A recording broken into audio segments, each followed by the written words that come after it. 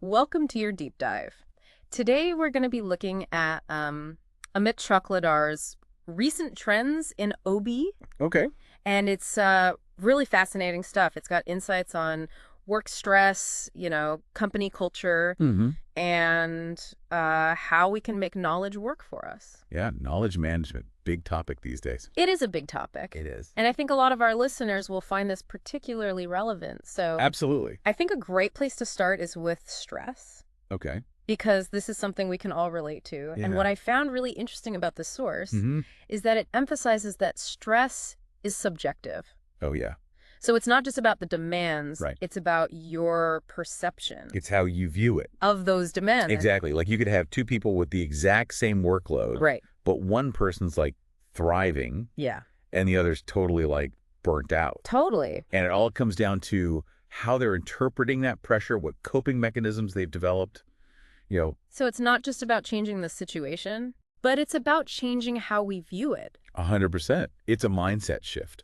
That's really interesting. Now, this source breaks down stress into three types: Okay. acute, episodic, and chronic. Yeah, those are the classic three. So acute stress, think of it like Like you're about to give a presentation. oh, yeah. And you realize you left it at home. Oh, yeah. Or you left your laptop at home or something like that. Or you spilled coffee all over yourself right before. Exactly. That sudden panic. Yeah. That's acute stress. Like in the moment. Short-lived, but intense. Yes, exactly. What about episodic stress? Like episodic stress.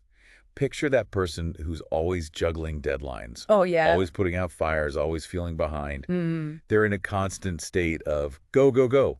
So for our listener, if they feel like they're constantly in that go, go, go mode, Yeah. that could be a sign That could be episodic stress right there. of episodic stress. Yeah. And then chronic stress. That's the one we really want to watch out for. That's the danger zone. Think about someone who's stuck in a job they hate. Right. They feel powerless to change their situation. Mm-hmm. It's that long-term grind that Right. can really take a toll. And lead to some serious health problems. Oh, absolutely. Mental and physical health. Okay, so we know there are these different, flavors of stress. Right. But what does it actually do to us? Well, the source points out that it can manifest in different ways. Physically, Okay. mentally, and even behaviorally. Okay. Physically, we're talking headaches, muscle tension, sleep problems. I think a lot of our listeners can relate to the mental impacts of stress. Oh, for sure. That difficulty concentrating, feeling irritable. Anxiety, brain fog, Yeah. burnout, all of that. Yeah. And then how about the behavioral impacts of stress? So this is where you might see yourself, snapping at colleagues, Yeah. making careless mistakes, Mhm. or just really struggling to get things done. Yeah. Procrastinating more. Procrastinating, yes, absolutely. Okay, so stress isn't just a feeling. It affects our whole way of being. Our thoughts, our behaviors, our physical well-being. Yeah, and this source actually goes even deeper and looks at the specific types of stress Okay. that we face at work. So work-specific stressors, let's unpack those. Yeah. So first up, we've got interpersonal stress. Ah, yes, the people The factor. people factor. This is the stress that comes from our interactions with others at work. So that could be like a difficult boss. Difficult bosses, Oh, yeah. office politics, The dreaded office politics. or even more serious issues like harassment bullying. or bullying. Those can make going to work feel pretty dreadful. Yeah, and this source also talks about role-related stress. Right, and this can really mess with your mind. Yeah, because you've got role conflict. Role conflict. So this is when you're getting pulled in a bunch of different directions. Mhm. Like your boss wants you to hit this crazy deadline, Right. but your team needs more support, and you're just caught in the middle. Or what if your values clash with what you're asked to do? That's a tough one. Yeah. That's a recipe for stress. Big time. And then there's role ambiguity, Role ambiguity. which is like not knowing what's expected of you. Okay. You're not sure what your priorities are, Yeah. how your performance is being measured. It's that lack of clarity. Exactly. That can be really stressful. You're constantly second-guessing yourself, walking on eggshells. Another one the source highlights is task control stress. Ah, yes. The micromanager's best friend. So if you've got a micromanager, you're probably experiencing Task control stress, for sure. a lot of task control stress. Because it boils down to feeling like you have no control over your own work. Yeah, like how you do it. Exactly. It's- Someone's constantly breathing down your neck. Yeah, and then finally, this source talks about organizational or physical Yeah. environment stress. This is all the stuff outside of your direct work. Okay. It's still within the workplace Okay. that can create stress. So think about job insecurity, Mm-hmm. a noisy office, Mm-hmm. safety hazards, So it's like the overall vibe of the place the vibe, the culture, the environment, it all plays a role, can really contribute better or worse. to your stress level. Exactly. Yeah. But here's the thing. Stress doesn't just stay at the office, does it? It doesn't, sadly. It comes home with us. It does. It spills over. Spills over into our personal lives big time. I think a lot of our listeners can relate to that. Yeah. You leave work stressed and you snap at your partner. Right. Or your kids. Or you just can't unwind. Can't relax. You can't enjoy your evening. It's like you're still carrying that weight. Mm-hmm. And the source actually breaks down non-work stress Okay. into 3 types, Interesting. starting with time-based stress. The classic work-life balance struggle. That's it. Juggling all the demands. Especially these days when the lines are so blurred. Oh, tell me about it. Work emails at 10 p.m. Exactly. It never ends. And then we've got strain-based conflict. Strain-based conflict. This is when stress from one area of your life spills into another. Got it. So say you're having relationship problems, Mm-hmm. or you're worried about finances. That stress can easily seep into your work life. It's like you can't really compartmentalize. Right, it's all connected. It all comes together. And then there's role behavior conflict. Well, behavior conflict. This is an interesting one. It's the challenge of switching gears between how you behave at work Okay.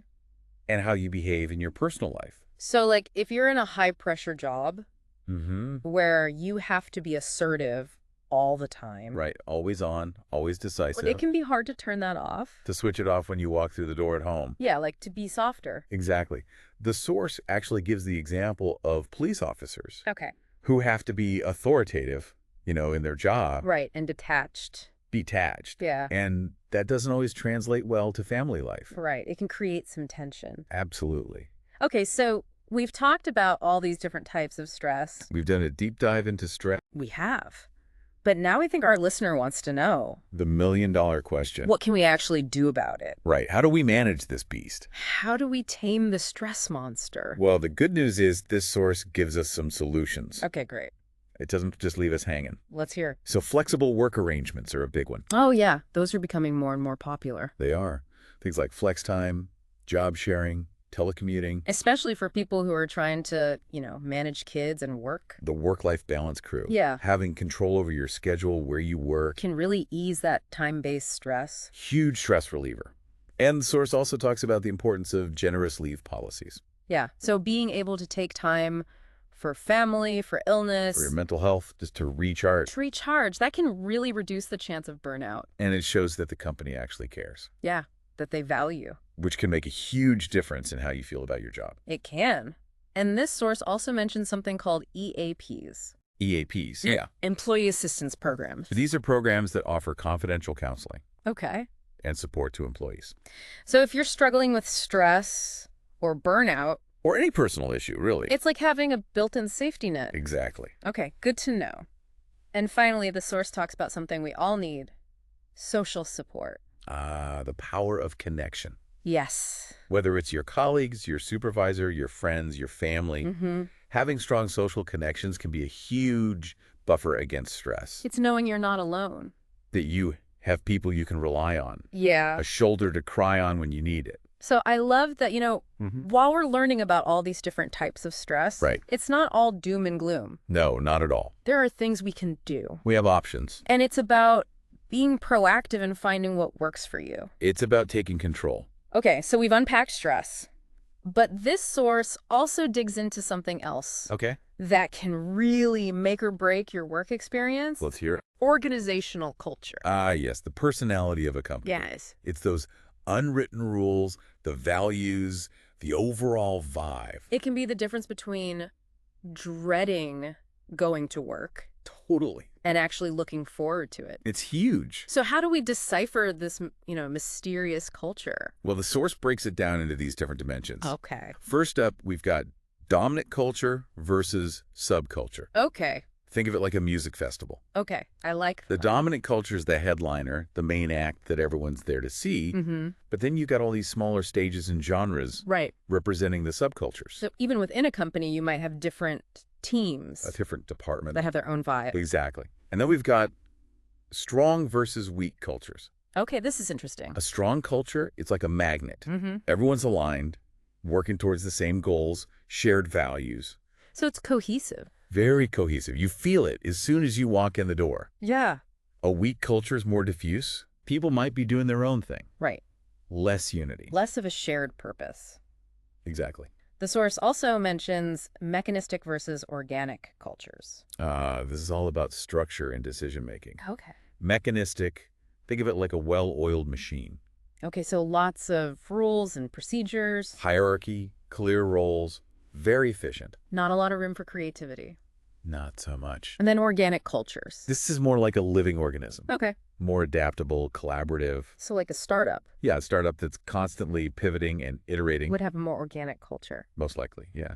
We've also got authoritarian. Versus That's participative, participative. all about leadership styles. So in an authoritarian culture, all the power's at the top. Very top-down, not a lot of room for input from employees. Okay, so not a lot of collaboration. Not so much. And then in a participative culture. Open communication. Okay. Collaboration is key. Yeah, everybody has a voice. Exactly. And this source also talks about national. Versus organizational culture. Yeah. This is particularly relevant today Huge in our globalized world. because a company might have its own internal culture, Right, their own set of values but it also has to operate within the cultural norms of the countries where they do business. of the countries where they do business. Exactly. So you might have to navigate different expectations depending on where your colleagues are based. Yeah, that can be a challenge. It can, but it's also a great opportunity to develop your cultural intelligence. That's a good point. Learn how to work effectively with people from different backgrounds. Okay, so we've got all these different dimensions of culture. We do. It's a complex landscape. But for our listener, why does any of this even matter? That's the key question, isn't it? It is. Why should we care about organizational culture? Well, imagine you're looking for a new job. Oh. Wouldn't you want to know If the culture's a good fit? if it's a good fit? Absolutely. If you value work-life balance and you end up in a company that's all about, Yeah, long hours, constant pressure, it's going to be a problem. and not a good match. It's not going to work out. So understanding the culture can help you avoid those situations Right. And find a place where you can thrive. where your values align with the company's values. It's not just about finding a job with the right title or salary. It's about finding the right cultural fit. It is. And this actually leads us into another important concept that the source talks about. Okay, I'm intrigued. Cross-cultural awareness. Essential in today's world. It is, We're working with people from all over the globe. Mhm. Being sensitive to those cultural differences is key, For sure. It can help you avoid a lot of misunderstandings. and build strong relationships. Exactly. The source actually defines two terms Okay, that I think are helpful. lay it on me. Expatriates and repatriates. Yes, the global nomads So expatriates are those brave souls who are sent to work in a foreign country in a foreign country, for a period of time. whether temporarily or permanently. Right. Sometimes it's a short-term assignment. Sometimes it's a whole new life And repatriates are those folks who return to their home country after working abroad. after working abroad. They've got a whole set of experiences to bring back, They do, both good and bad, I'm sure. for sure. It's a unique experience. It is. And the source also mentions Indian ethos Okay. as an example of how cultural values can shape the workplace. Interesting. So for our listener, this might be a reminder that everyone brings their own Cultural background. cultural background and values to the table. It's about recognizing those differences Mm-hmm. and creating a more inclusive environment. Yeah, so we've covered stress, organizational culture, We've been busy. cross-cultural awareness, Mm-hmm. but there's one more piece of the puzzle Okay, let's hear it. that this source explores: innovation and knowledge management. Yes. The power of knowledge, It is. especially in today's fast-paced work environment. For sure. So let's break it down. What is knowledge management? Knowledge management is all about creating, sharing, using, and managing Okay. knowledge and information within an organization. So it's not just about having the information. It's about making sure it gets to the right people Up to right people at the right time. so that they can do their jobs well. Exactly. And the source actually highlights 5 key benefits Okay. of effective knowledge management.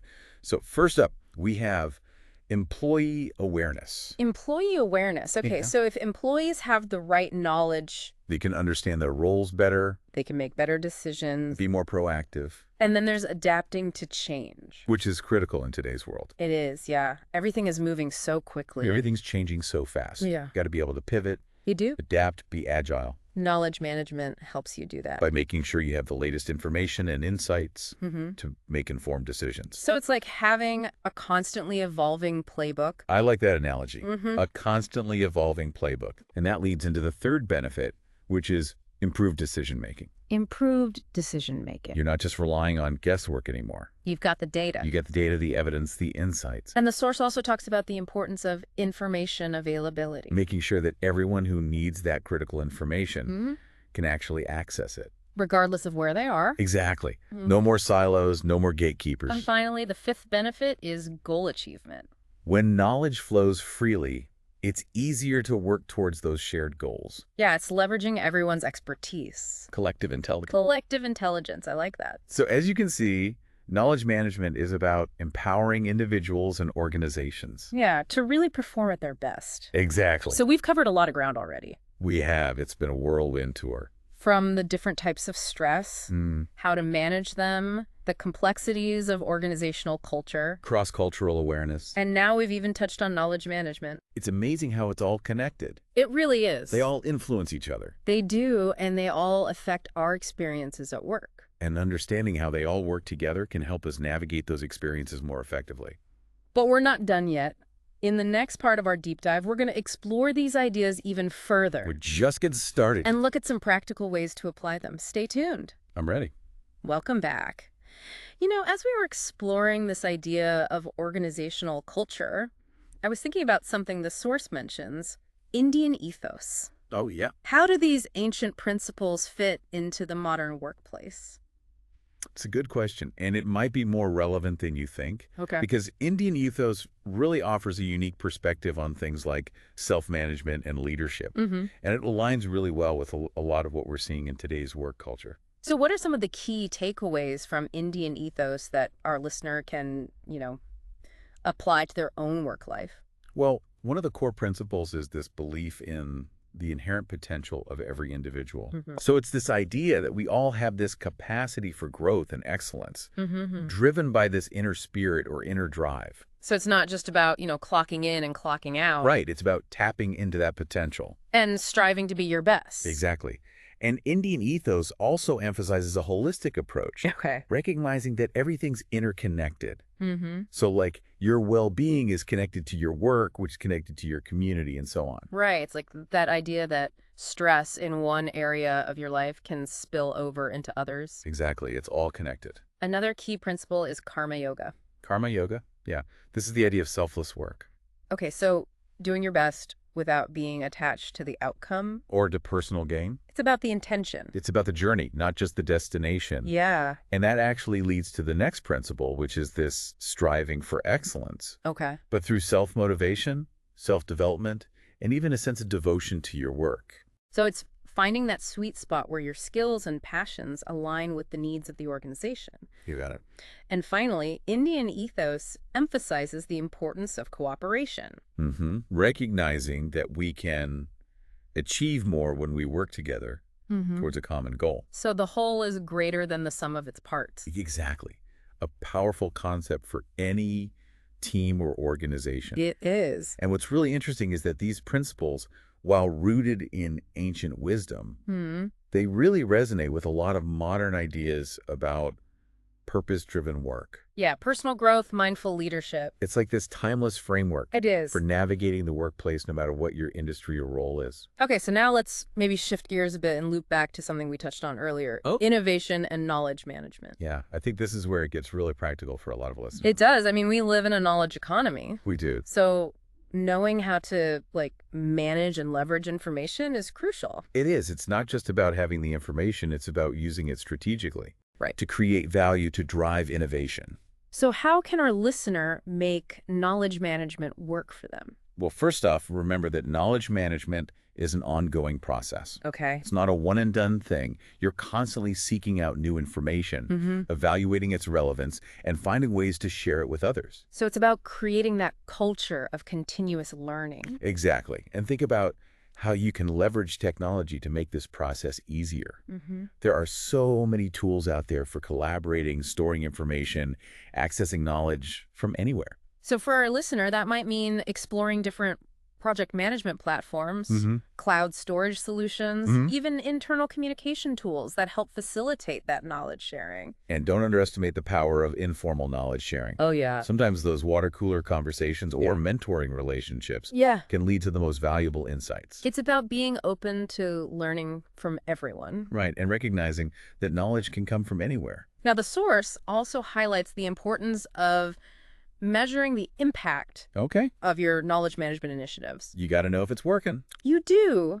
It's not enough to just collect and share information. No. You need to know if it's making a difference. So how do you measure that? Yeah, what are some things that our listener can track? Well, you can look at employee engagement. Are people actually participating? Are they using the tools and resources? You could even track things like how often people are accessing those shared documents. Or contributing to those internal knowledge bases? Another important metric is innovation. Are you seeing new ideas being generated, implemented as a result of this knowledge sharing? So if you're noticing more creative problem solving, new products emerging, That's a good sign that's a good sign. that your knowledge management strategy is working.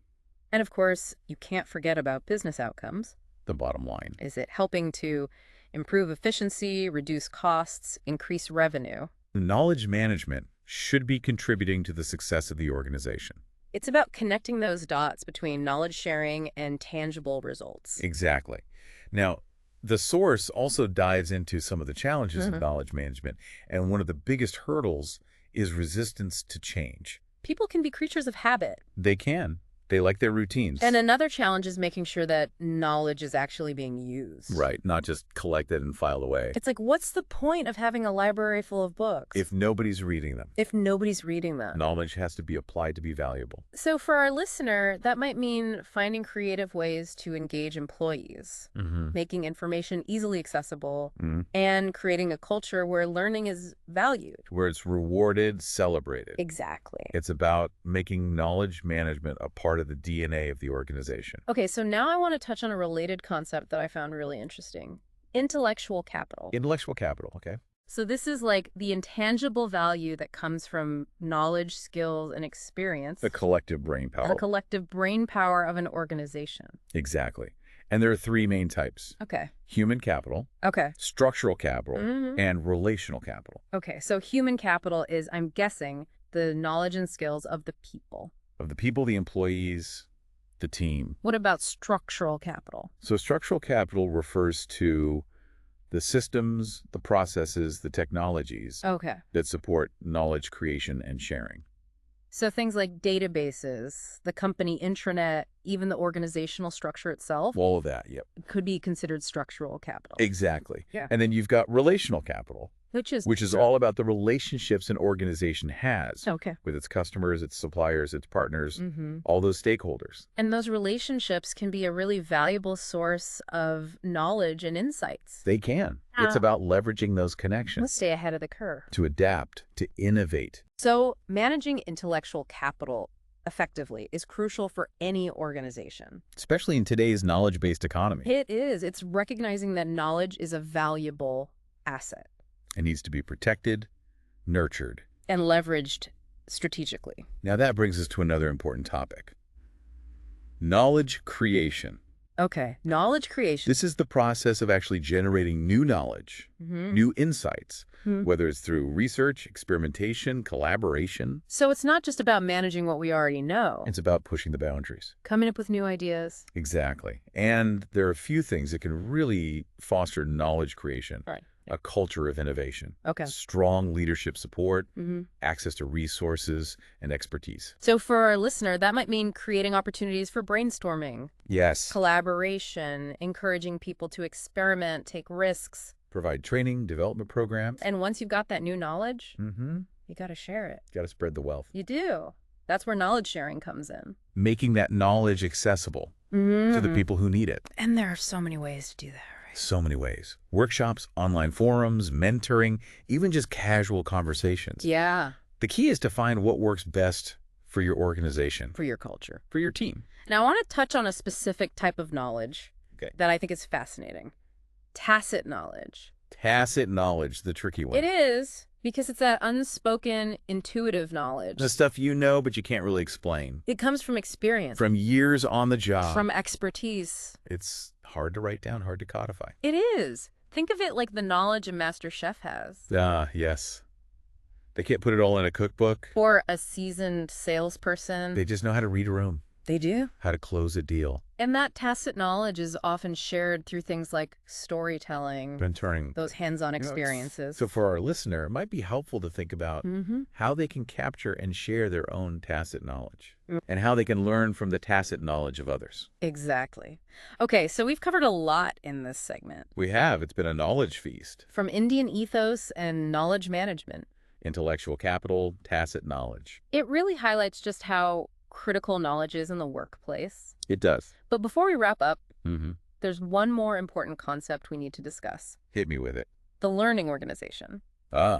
The Holy Grail. It is, right? This is where everything comes together. So this is an organization that is constantly adapting, evolving, improving. By embracing a culture of continuous learning. So it's not just about individual learning. It's about baking it into the DNA of the organization. It's about the whole organization learning and growing. Exactly. So in a learning organization, knowledge is shared freely, Mistakes are seen as opportunities for growth. and everyone is encouraged to experiment. To innovate, to push the boundaries. It sounds like a great place to work. It can be, but it takes effort. It does. Commitment from leadership. So for our listener, if you're in a leadership role, think about how you can foster a culture of learning. In your own team, in your department. And if you're not in a leadership role, You can still be proactive. you can. Yeah. You can seek out new knowledge, Share your own insights. embrace those opportunities for growth. Learning is a lifelong journey. It is. We all have a role to play. In creating a more knowledgeable and innovative workplace.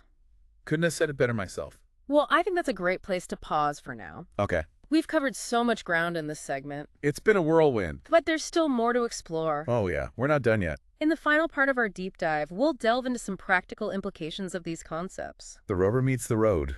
It does. We'll see how you can apply them to your own career journey. Stay tuned for the exciting conclusion of our deep dive into recent trends in OB. Can't wait. Welcome back to the final part of your deep dive. You know, it's striking how interconnected all these concepts are as we've been exploring them. Yeah, for sure. It's like stress, culture, knowledge management. They all fit together. They really do. It's like pieces of the same puzzle. And you can really see how they play out in the real world. Absolutely. Like when we were talking about stress being subjective, Mhm. that means you have more power than you realize to manage it. It's not just about the situation itself. Right. It's about your mindset. So instead of feeling like a victim, Mm-hmm. you can shift your perspective Yeah. and find ways to regain that sense of control. And there are tools for that. There are. Yeah, like mindfulness, Okay. resilience training, Mm-hmm. cognitive reframing. These can help you change how you react to stress. So it's not about pretending stress doesn't exist? No, it's about having healthy coping mechanisms. So for our listener, that might mean trying different stress management techniques. Finding what works for you. Exactly. And managing stress isn't just an individual effort. Right, the workplace plays a huge role. It does. That's where organizational culture comes in. So if you're in a company that values well-being, Mm-hmm. offers flexible work arrangements, Supports its employees. that's going to make a big difference in how you experience stress. It's about finding a workplace where you can thrive, not just survive. Exact. And that actually ties back to knowledge management. It does. Yeah, because when knowledge flows freely, Okay. it can reduce stress It can. by empowering employees. How so? Well, think about it. When you have the information you need, Okay. you understand your role, Mm-hmm. you're confident in your abilities. You're not going to be as stressed. Exactly. Hmm. You're less likely to feel overwhelmed. So knowledge management isn't just about efficiency and productivity. It's also about well-being. creating a more positive environment, Absolutely. which then leads to more innovation, more creativity. It's like a ripple effect. It is. Knowledge reduces stress, empowers employees, Better outcomes for everyone. A virtuous cycle. I like that. A virtuous cycle. Okay, so now I want to shift gears a bit and talk about how our listener can take ownership of their own career journey. This is where the rubber meets the road. It is. We've given you a lot of information in this deep dive, We have. but the real value comes from applying it.